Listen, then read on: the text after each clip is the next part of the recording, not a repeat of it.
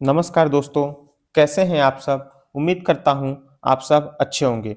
दोस्तों, पिछले वीडियो में हमने वर्णमाला, अल्पप्राण, महाप्राण, अघोष, सघोष पढ़ लिया है। तो आज के वीडियो में हम लोग शब्द रचना पढ़ेंगे। उससे पहले अगर आप लोग चैनल पर नए हैं तो चैनल को सब्सक्राइब कर लीजिए, वीडियो को लाइक कर लीजिए। तो आइए शुरू करते हैं शब्द रचना। एक या एक से अधिक वर्णों अक्षरों के मेल से बने स्वतंत्र सार्थक ध्वनि या वर्ण समूह को शब्द कहते हैं। किसे शब्द कहते हैं? एक या एक से अधिक वर्णों अक्षरों के मेल से बने स्वतंत्र सार्थक ध्वनि या वर्ण समूह को शब्द कहते हैं। जैसे कि ये क्या है, और जो है ये ध्वनि हो गया, ये एक क्या हो गया, अक्षर हो गया, एक वर्ण हो गया, भ भी एक अक्षर वर्ण हो गया और यह भी एक अक्षर या वर्ण हो गया। तो हम लोग क्या है, ये अभय, इसको मिलाकर के क्या हो गया, एक शब्द बन गया। ठीक है, आगे हम लोग देखते हैं अब वर्ण क्या होता है। वर्ण जैसे कि ध्वनियों के लिखित रूप या उस मूल ध्वनि को वर्ण कहा जाता है जिसका खंड ना हो सके। वर्ण बोला जाने वाला छोटे से छोटा टुकड़ा है। जो वर्ण है वो बोला जाने वाला सबसे छोटे से छोटा टुकड़ा है जिसका कोई खंड नहीं किया जा सकता। जैसे अब अ का कोई खंड नहीं किया जा सकता। ई, क, ख, ग और ज्ञ, क से लेके ज्ञ तक। अब ये क्या हो गया, एक वर्ण हो गया जिसका भी कोई भी अब इसका खंडन नहीं हो सकता। इसे क्या कहते हैं, वर्ण कहते हैं। अब अक्षर किसे कहते हैं? अक्षर अर्थात जिसका क्षर न हो सके, जिसको नष्ट न किया जा सके, जिसको समाप्त न किया जा सके, उसे क्या कहते हैं? अक्षर। न क्षरति इति अक्षरः, जिसका क्षरण न किया जा सके उसे अक्षर कहते हैं। आगे हम लोग देखते हैं कि जिन ध्वनि या ध्वनि समूह का उच्चारण एक श्वास अर्थात एक ही प्रयास में होता है उन्हें अक्षर कहा जाता है। जैसे क, ख, ग, घ, अंग, ऐसे ही क से लेके ज्ञ तक। तो ये क्या हो जाएगा, अक्षर हो जाएगा। जबकि वर्ण में क्या रहेगा, क में हलंत रहेगा, ठीक है, ख में हलंत रहेगा, तो इसका क्या हो जाएगा, एक श्वास में इसका क्या हो सकता है, उच्चारण नहीं हो सकता, इसमें स्वर की आवश्यकता पड़ेगी। ठीक है, और जबकि अक्षर क्या हो गया, क, इसका उच्चारण हो जा रहा है एक श्वास में, ख, ग, घ, ऐसे ही ज्ञ तक इसका उच्चारण हो जा रहा है एक श्वास में, इसे क्या कहेंगे, अक्षर। आगे हम लोग देखते हैं सामान्यतः शब्द दो प्रकार के होते हैं। जो शब्द होते हैं सामान्यतः दो प्रकार के होते हैं। पहला सार्थक शब्द, दूसरा निरर्थक शब्द। सार्थक शब्द किसे कहते हैं? जैसे कि जिन शब्दों का कुछ न कुछ अर्थ हो, ऐसे शब्द जिनका कुछ न कुछ अर्थ हो, वह सार्थक शब्द कहलाते हैं। जैसे रोटी, पानी, ठंडा।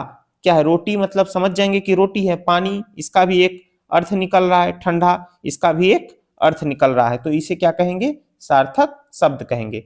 अब कुछ शब्द होते हैं जिसे निरर्थक शब्द कहते हैं। जैसे जिन शब्दों का अपना कुछ अर्थ नहीं होता, निरर्थक शब्द कहलाते हैं। जैसे वोटी, वानी, वंडा। जैसे कहेंगे ना, हम लोग बोलचाल की भाषा में कहते हैं कि रोटी वोटी दे दो, तो ये क्या, वोटी क्या है, निरर्थक शब्द है। रोटी जो है वो सार्थक शब्द है, जबकि वोटी क्या है, निरर्थक शब्द। जैसे पानी वानी ले आओ, तो पानी जो है सार्थक शब्द हो गया और वानी जो है निरर्थक शब्द। अब जैसे फिर कहेंगे कि ठंडा वंडा ले आओ, या डंडा वंडा कहाँ है, तो इसमें क्या हो जाएगा, जो डंडा है या जो ठंडा है वो क्या हो जाएगा, सार्थक शब्द, और ये जो वंडा है ये क्या है, निरर्थक शब्द। ठीक है, अब आगे हम लोग चलते हैं कि प्रयोग के आधार पर शब्द भेद। प्रयोग के आधार पर शब्द भेद कौन कौन से होते हैं? दो प्रकार के, एक विकारी शब्द और दूसरा अविकारी शब्द। ठीक, विकारी शब्द किसे कहते हैं? जिन शब्दों में लिंग, वचन और कारक के आधार पर उसके रूप में विकार अर्थात परिवर्तन होता है उसे विकारी शब्द कहते हैं। जैसे कि जिन शब्दों में लिंग, वचन और कारक के आधार पर उसके रूप में, ठीक है, रूप में विकार अर्थात परिवर्तन होता है उसे विकारी शब्द कहते हैं। जिसके स्वरूप में परिवर्तन होता है उसे विकारी शब्द कहते हैं। विकारी शब्द के 4 भेद होते हैं। कौन कौन से, है ना? संज्ञा, सर्वनाम, क्रिया और विशेषण क्या है? विकारी शब्द हैं, क्योंकि उनके रूप में लिंग, वचन, कारक के आधार पर परिवर्तन किया जा सकता है। ठीक। जबकि अविकारी शब्द में क्या होता है कि जिन शब्दों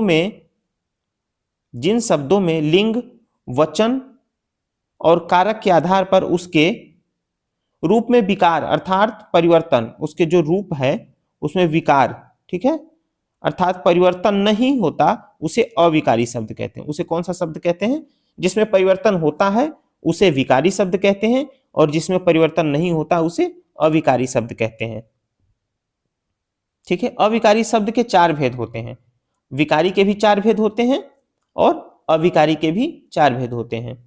जैसे विकारी के कौन कौन से? क्रिया विशेषण, संबंध बोधक, समुच्चय बोधक और विस्मयादि बोधक।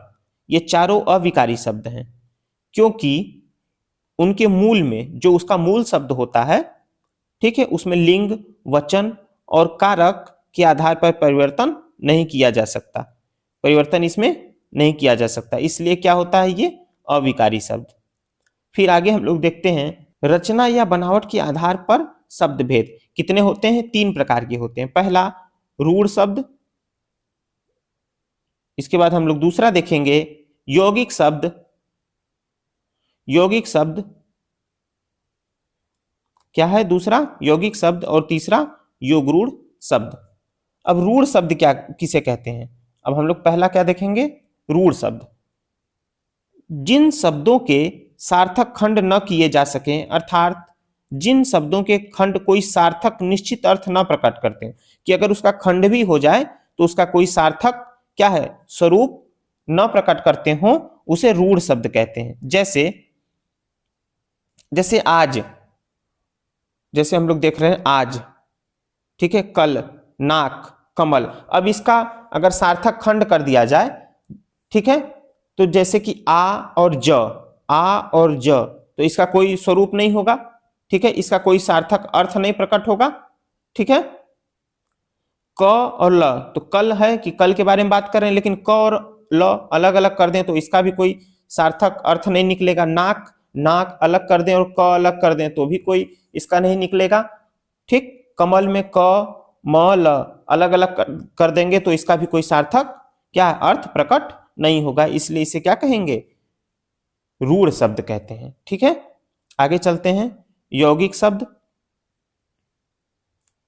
यौगिक शब्द ऐसे शब्द जो 2 या 2 से अधिक सार्थक शब्दों के मेल से बने हो, जो 2 सार्थक शब्द हो उसके मेल से बने हो, वे यौगिक शब्द कहलाते हैं। इनके खंड सार्थक होते हैं।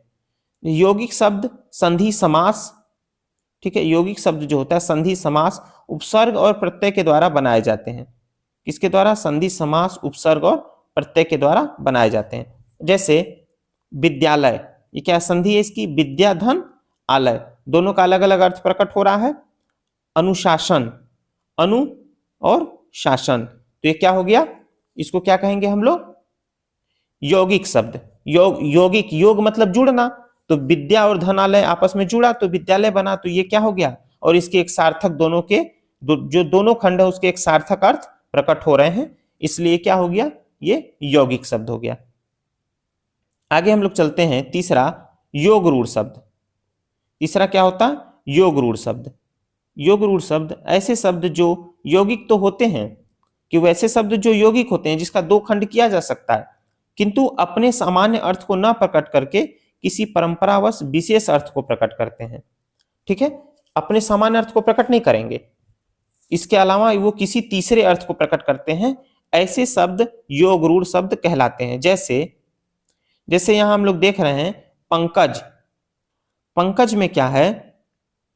पंक धन ज, जहां पंक का अर्थ कीचड़ है, पंक का अर्थ क्या है? कीचड़, और ज का अर्थ जन्मा, ठीक है। दोनों का सार्थक अर्थ तो निकल रहा है, यौगिक तो है, लेकिन अर्थात कीचड़ में जन्म लेने वाला कमल, तो इससे क्या हो गया? किसी तीसरे के बारे में बात हो रहा है, तो क्या हो जाएगा?